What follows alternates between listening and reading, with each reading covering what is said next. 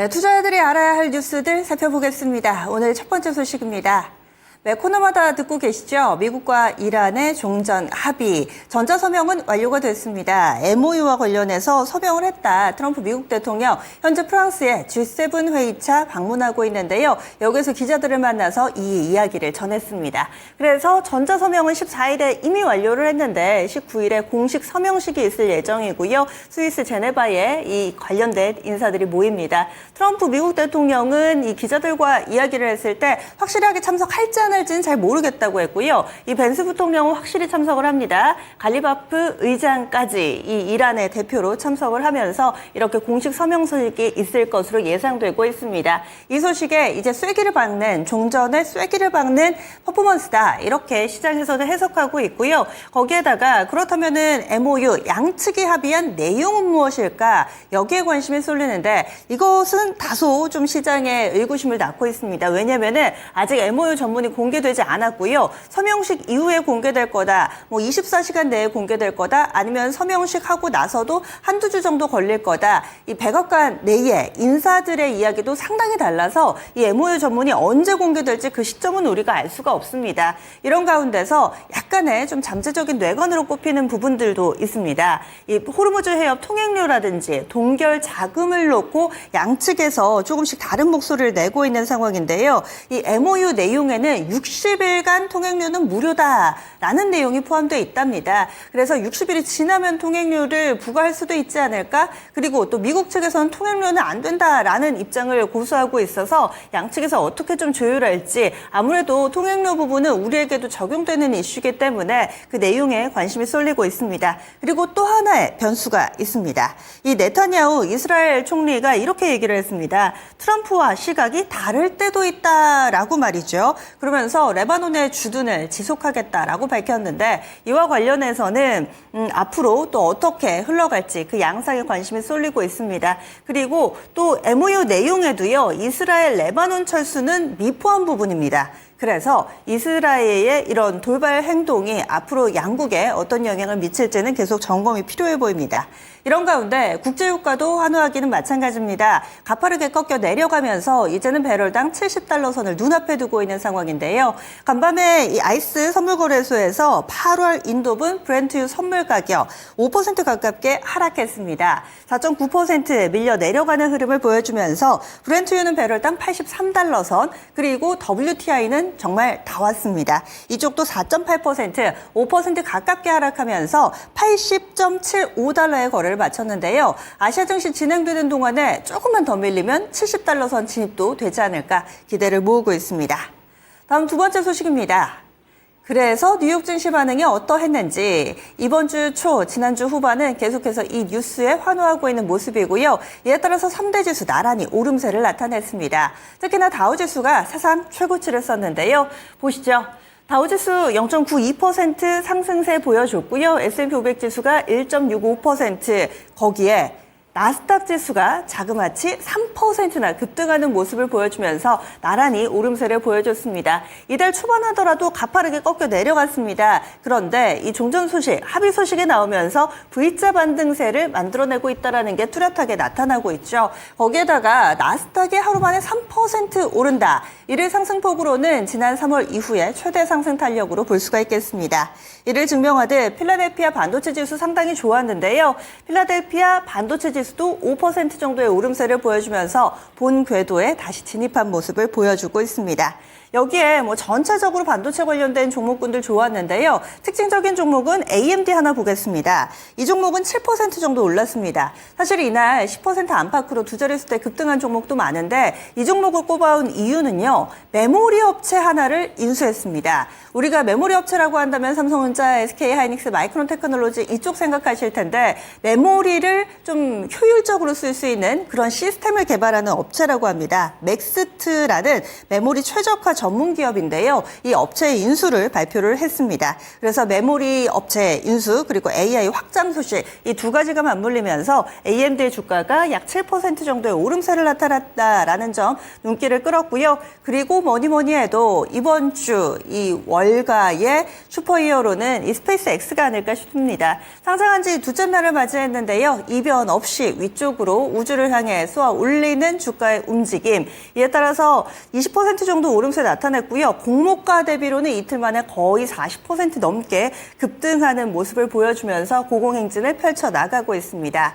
그런데요, 이날 전체적으로 분위기가 좋았던 것 같은데 S&P 500개 기업 기준으로 보자면은 사실 상승 반, 하락 반이었습니다. 이야기인즉슨 미증시도 쏠림 현상이 대단하다는 건데요. S&P 500 가운데서 260개가 올랐고 240개 밀렸습니다. 이런 부분들은 시사점이 있겠죠. S&P 500 기업 5개의 상승률 탑5를 보더라도 웨스턴 디지털이 가장 큰 폭으로 올랐고요. 도어대시, 마이크론 테크놀로지, 시게이트와 온세미컨덕터가 있습니다. 다 메모리주들이죠. 지금 엑스박스가 메모리가 없어서 제대로 만들어지지 않고 있다. 이런 얘기도 돌 정도로 이 메모리 쇼티지는 눈에 띄게 빨라지고 있는 상황입니다. 그래서 반도체 내에서도 메모리 관련된 종목군들이 탄력이 유난히 강했다. 10% 이상의 폭등세를 볼 수가 있었고요. 웨스턴 디지털이 16%나 오르면서 500개 기업 가운데 1등이었습니다. 도어대시는 미국의 배민이죠. 이 배달업체인데 실적이 좋았습니다. 그래서 두 번째 자리 차지했고요. 그리고 온세미컨덕터, 지능형 이 반도체 관련된 종목으로서 묶이면서 역시 강한 움직임을 나타냈습니다. 이 밖에 또 섹터별로 보자면은요, 종전 소식이 나오면서 국내에서도 어제 항공주들 상한가 가고 그랬잖아요. 미국 증시에서도 마찬가지였습니다. 여행, 항공, 크루즈 너무 좋았고요. 반면에 국제유가가 꾸준히 하락세를 보여주면서 에너지 관련된 종목군들이 약세 흐름을 나타내 희비가 엇갈렸습니다. 다음으로는 스페이스X 내용 좀 더 자세히 보겠습니다. 주가가 오른 것도 오른 건데요. 이슈가 끊이지를 않고 있습니다. 공모 규모가 더 커졌다. 자금 조달 규모가 더 커졌다라는 내용이 전해지고 있습니다. 뭐냐면은 공모주를 추가 배정했다는데 이례적인 일입니다. 여기에 지금 인수단으로 참여한 모건스탠리라든지 골드만삭스 이런 인수단 쪽에서요. 15% 추가 배정된 그린슈 옵션을 행사했다.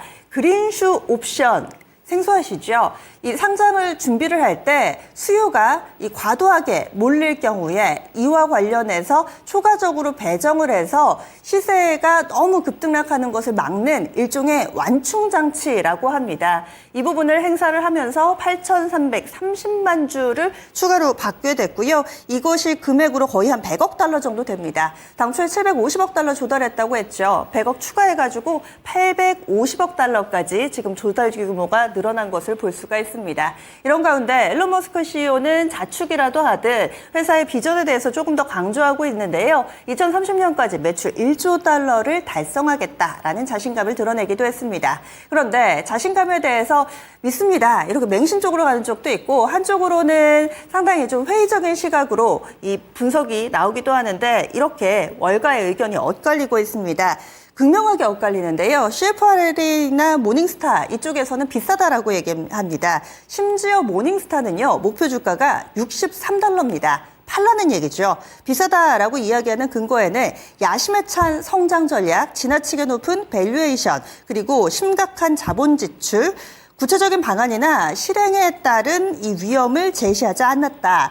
이런 점을 단점으로 제시를 하면서 상당히 좀 보수적인 시각을 드러내고 있습니다. 반면에 대표적인 긍정적인 쪽은 이 뉴스트리트라고 볼 수가 있겠는데 이 회사는 스페이스X가 최소 10년은 앞서간다라고 이야기를 하면서 목표 주가를 상당히 높게 제시를 하기도 했습니다. 이렇게 엇갈리는 의견 속에서도 일단 주가는 위쪽으로 방향 뚜렷하게 잡혀 있습니다.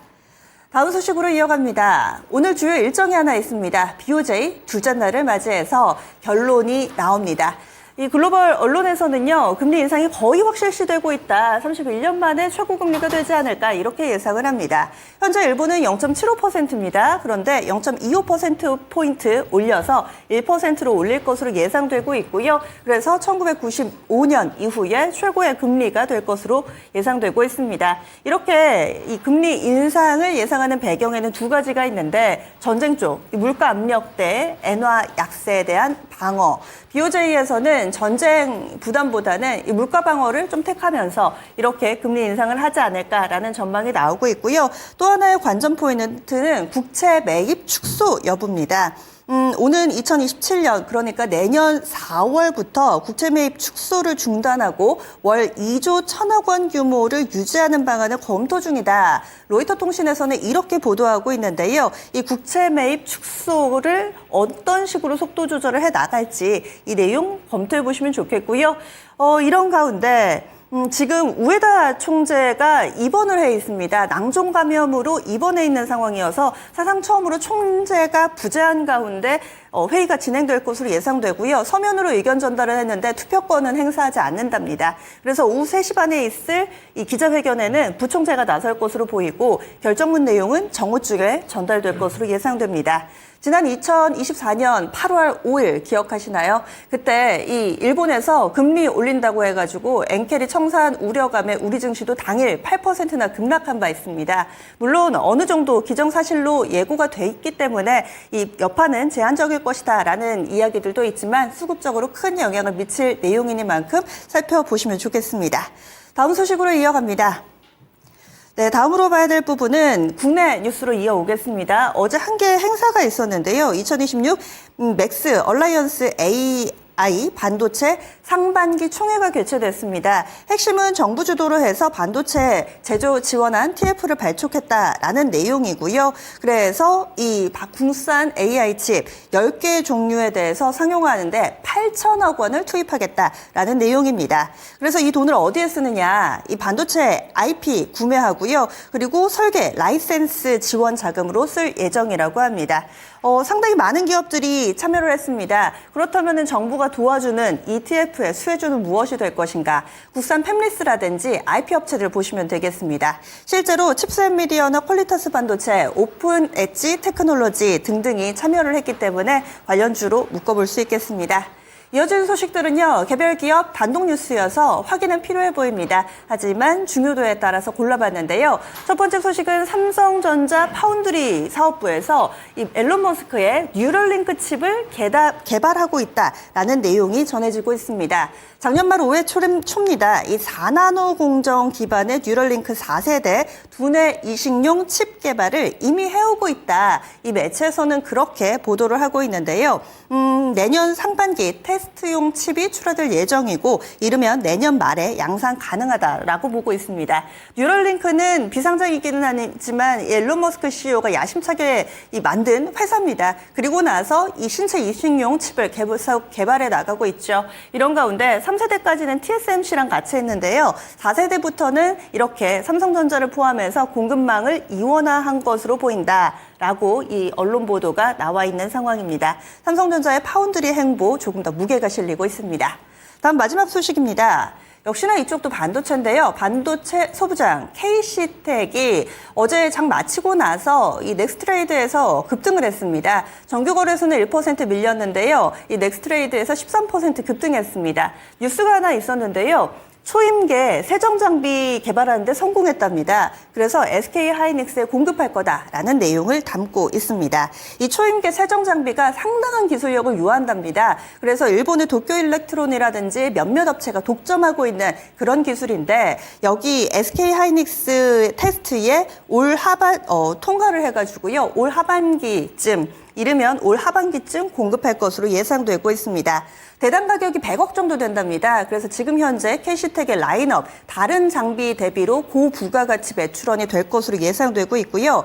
SK 하이닉스는 메모리 쇼티지를 예상을 하고 2027년 5월에 이 용인 1기팹 만드는 걸로 했었는데 5월이 아니라 2월로 앞당겼습니다. 그래서 그 시점 즈음에 맞춰서 대규모 SK 하이닉스 향 수주가 나오지 않을까 이렇게 보도에서 다루고 있습니다.